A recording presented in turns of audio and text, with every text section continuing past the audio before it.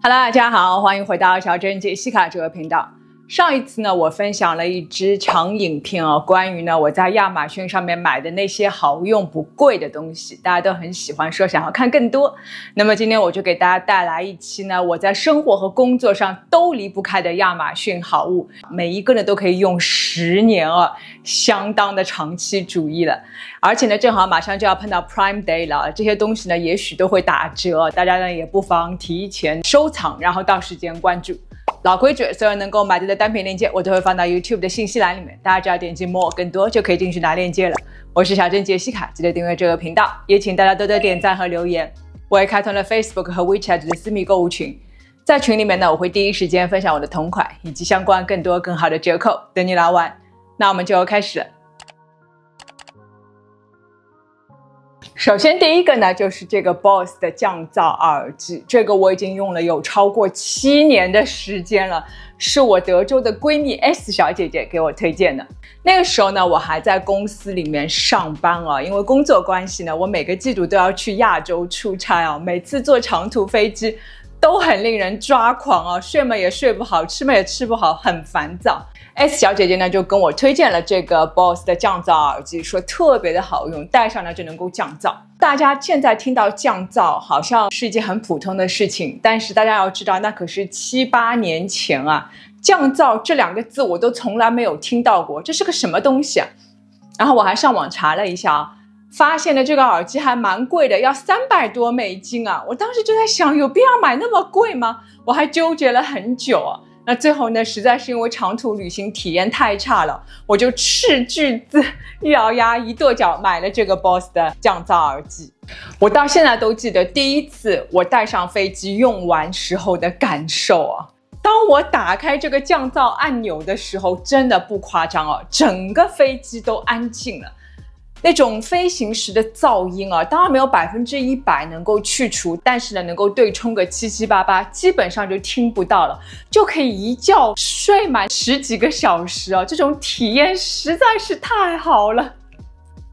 后来呢，我就去查了一下，我这才知道 BOSS 虽然蛮有名的，但我不知道原来他家的降噪科技是那么的有名，可以说是降噪耳机的鼻祖。开启降噪功能之后呢，环境就会瞬间静音，很干净，也不会有耳压感。而且呢 BOSS 的耳机头梁和耳罩都做得很软，贴合度很高，长时间戴着耳朵呢也不容易疼，重量分配也很均匀啊，所以呢也难怪我飞机一坐就是10几个小时，但是戴上它完全不难受的。另外它充一次电呢就可以用很久啊，坐一次飞机完全是没有问题的。后来当我搬家从美国搬到澳洲再搬回美国的时候呢，这个耳机就一路跟到我现在哦。刚刚搬到纽约的时候呢，我就在想，哎呀，之后呢我就不在公司上班了，应该不会像以前出差那么频繁了，那这个耳机呢可能就不太用得到吧。但是没想到我搬到纽约之后，这个耳机又一次拯救了我。那时候呢我是住在纽约曼哈顿下城区的华尔街附近啊，我不知道是因为我那个区域特别吵，还是因为整个曼哈顿地区就很吵，晚上睡觉的时候耳朵旁边就有那种嗡嗡的声音，跟我以前在德州或者是在澳洲的墨尔本的那种晚上宁静悠远的感觉是完全不一样的。我一开始以为呢我应该可以忍受的，毕竟呢小时候上海也蛮吵的，但是没想到搬到华尔街已经有好几个月了，每天晚上还是睡不好。忽然有一天晚上呢，我就突然想起我这个耳机了。当时我还有点犹豫的，因为你看它毕竟是一个外挂式的这么大的一个耳机，戴着睡觉会不会很难受啊？但是后来我想总比睡不着好吧。好在我家里的那个枕头呢比较软啊，所以戴上睡觉稍微侧翻什么的问题也不大。带上它开启降噪功能，这个嗡嗡嗡的城市的那种噪音瞬间就没有了。我第一次到纽约之后一觉睡到大天亮，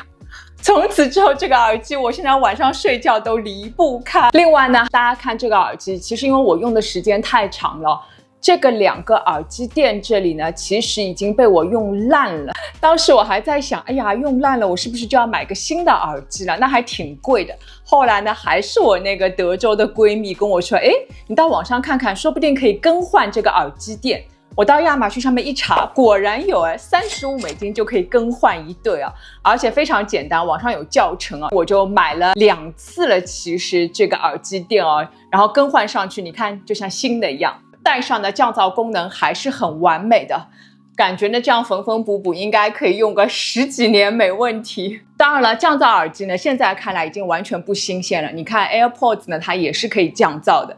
但是呢，可能因为我这个 AirPods 买的时间有点久哦，如果你戴上睡觉8个小时不到，它就一定没有电了，然后它就会反反复复提醒你说没电，你就会被吵醒，很烦躁。所以我现在呢，睡觉呢还是会用这一个降噪耳机，它充一次电呢可以用1个星期都没有问题。我这款呢是35，是很老很老的版本了，现在已经没有买了，大家也不要买我这个，因为太老了。新的版本呢还比我之前那个更加便宜一点，更划算一点哦，我也会把链接呢都贴到描述框里面的。如果碰到 Prime 打折，真的推荐大家入哦，绝对可以改变人生的。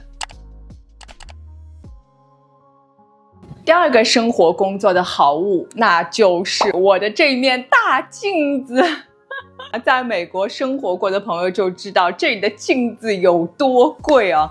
我呢，2023年搬家到现在这个地方呢，就一直想买一面大的这种落地镜，因为我平时要做日常穿搭分享嘛，但是找了半天都找不到合适的，要么呢尺寸太小了太窄了，拍出来呢就比较小气，要么呢就是巨贵哦，我看得上的那些镜子都要500、600甚至更贵啊，我的天啊！所以我就一直没有下决心买哦，直到有一天呢，我在亚马逊上面无意中看到了我现在这面镜子，我一看啊，这个长度和宽度呢都还蛮适合我的，71×30，价格呢$119也可以接受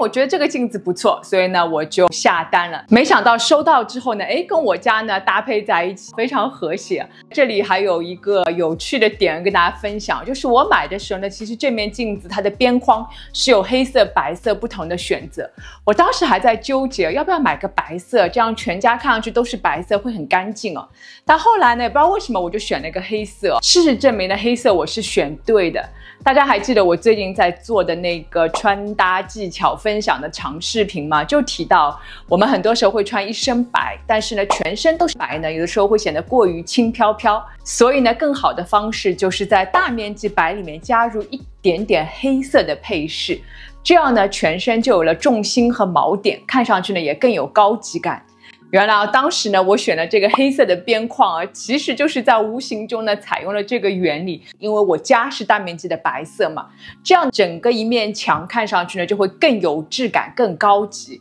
肯定是比全白的要更好看的。你看哦，这再一次证明了我之前说的穿搭呢跟家居摆设原理都是差不多的。这面镜子呢，我也没有100%完全满意，因为其实还是有点点窄的。大家看我的穿搭就会发现，这个黑色的边框呢还是会露出来的。最完美的应该是自拍的时候完全露不出边框，但是因为我家本身面积没有那么大，如果这一面镜子呢买更宽一点的话，它的长度就会更长，那整个镜子放在这面墙上就会显得 too much 太 dominant， 比例也会失调。所以纠结万分之下呢，我觉得现在这个长宽比例呢是我能接受的，又是跟我家的面积最匹配的一个尺寸了。大家呢到时候可以量一下自己客厅的这面墙，来选择适合自己的镜子的大小。总之吧，这面镜子$119，这个价格这个尺寸，我觉得还是属于性价比很高的，说不定到 Prime Day 的时候呢还会再打折，那就更划算了。都看到这里了，如果还没有关注小镇杰西卡的朋友呢，记得动动手指打开小铃铛关注我，就可以看到我随时的更新了。也记得加入我的 Facebook 和 WeChat 的私密购物群哦。那我们就接着往下说。第三个呢，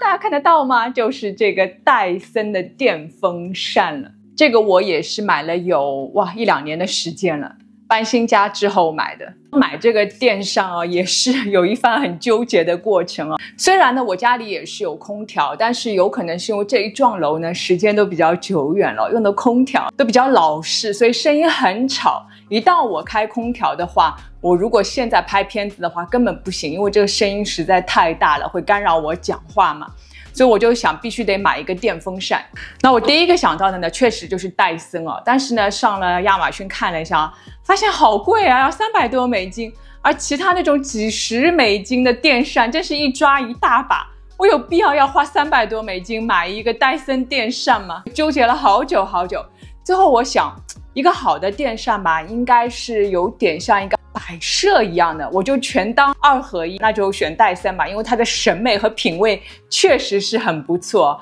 那最终呢，证明我的选择是对的。确实长得蛮美的，放在我家呢，跟其他的家具是配一脸，和我家的装修风格呢也是很匹配的。它呢是一个无扇的设计啊，一方面呢比较安全，清洁也很方便，用布呢稍微擦一下就可以了。最重要就是它很轻啊，只有6磅，你看我单手就可以拎得起来，而且它的底座很小，那这样呢，你把它放在地上，占地面积也不大。日常呢我就放在客厅，晚上呢就单手就可以拎进卧室里面放着，非常的方便。它的声音呢也很小啊，其实前面我拍的片段呢都在用这个戴森的电风扇放在另一个角落吹着，你看我在片子里面是听不到有任何的噪音的。它呢还配了一个这种遥控器，用这个遥控器嘛，你还可以有定时啊，各种各样其他的功能，反正是一个非常合格的电扇了。只能说啊，贵呢还是有贵的道理哦，确实挑不出毛病啊，除了贵以外。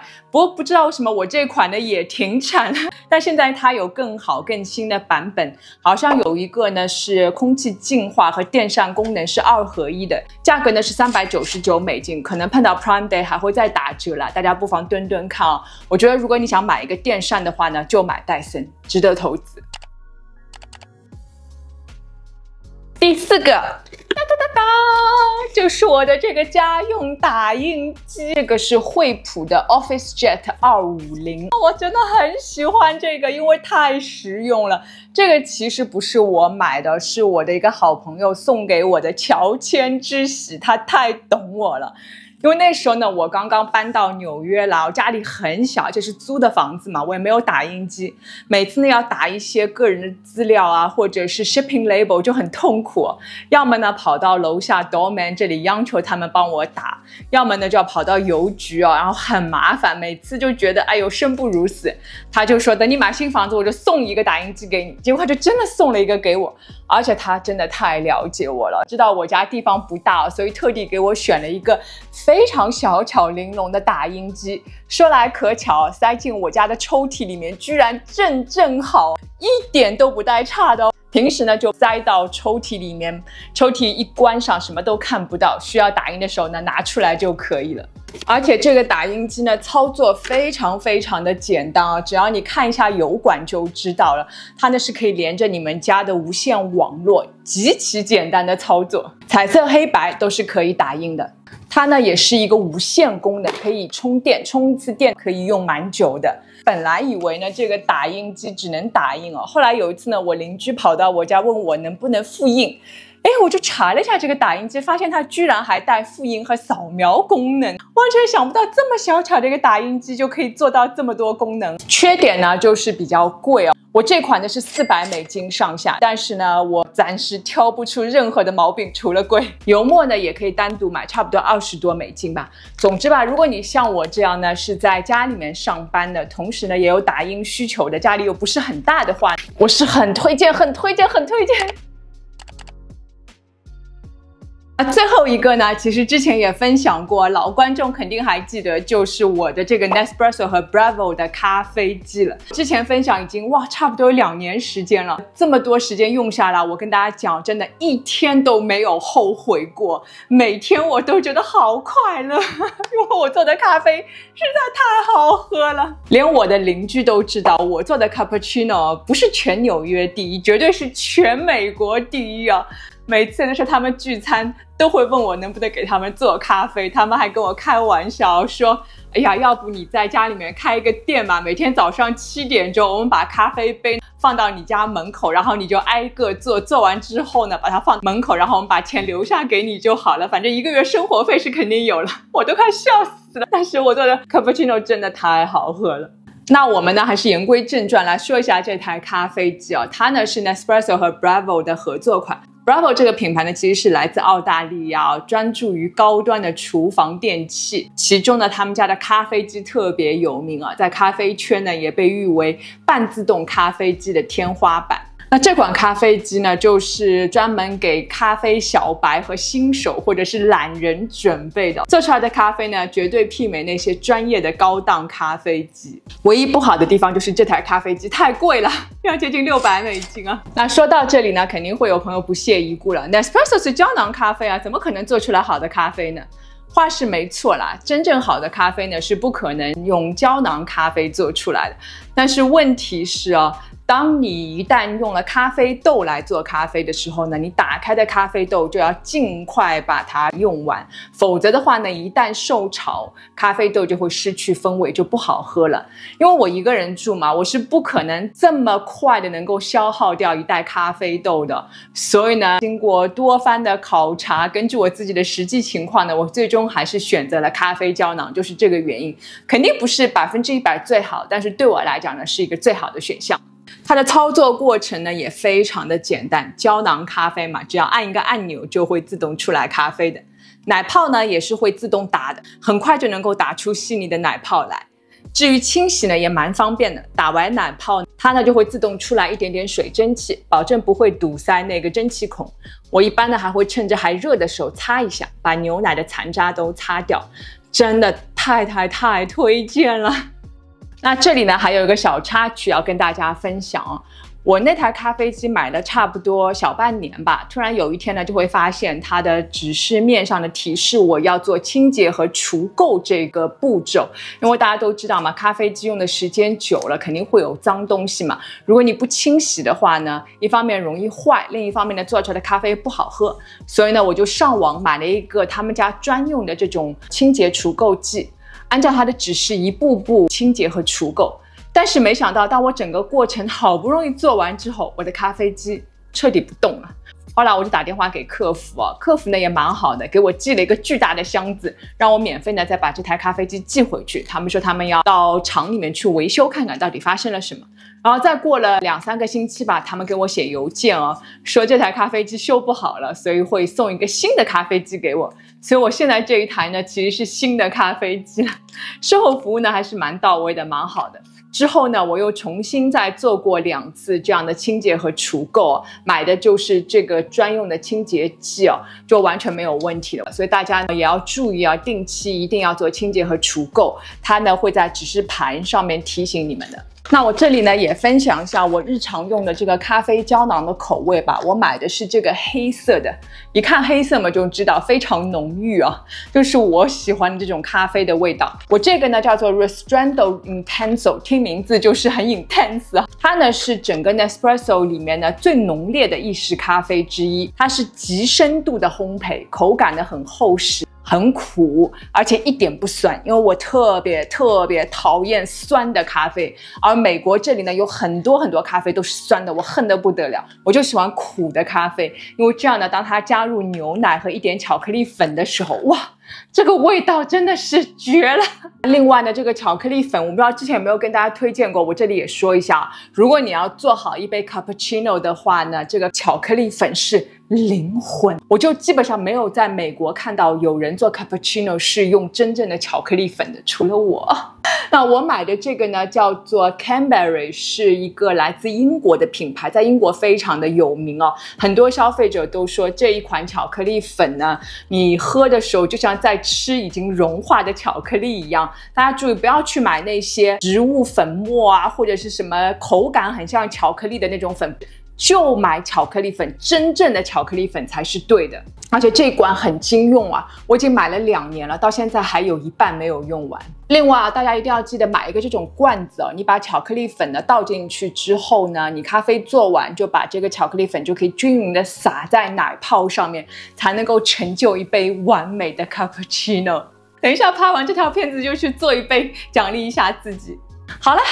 一口气分享了我每天生活工作都离不开的这些亚马逊好物哦，希望大家喜欢。如果想看更多这种类型的影片呢，也欢迎留言告诉我。如果喜欢这支片子的话呢，记得给我点一个赞吧。如果还没有关注小镇杰西卡的朋友呢，记得动动手指，打开小铃铛关注我，就可以看到我随时的更新了。我也开通了 Facebook 和 WeChat 的私密购物群，在群里面呢，我会第一时间分享我的同款以及相关更多更好的折扣。比如说马上就是亚马逊的 Prime Day 了，大家一定要记得入群啊！我会第一时间呢发布那些 Prime Day 很好的折扣，等你来玩。那我们就下次见了，拜拜。